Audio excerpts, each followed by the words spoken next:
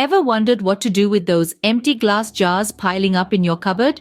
Picture them as trendy storage containers. Start by removing the labels, give them a thorough clean, and there you have it. An innovative way to organize your office supplies or stash your bathroom essentials. Now let's talk about those old, worn-out t-shirts that you can't bear to part with. Instead of tossing them in the trash, why not transform them into reusable shopping bags? Simply snip off the sleeves, stitch the bottom closed, and add some handles.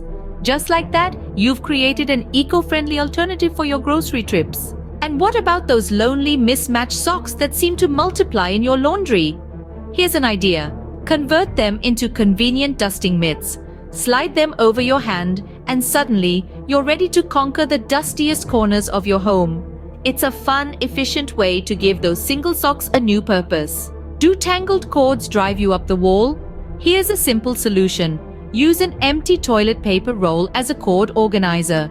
Wrap the cords around the tube and voila! No more tangled messes. It's a straightforward and affordable way to declutter your workspace. Lastly, don't discard those old magazines just yet.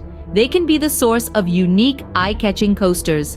Cut out circles or squares, adhere them to a corkboard, and apply a protective coating.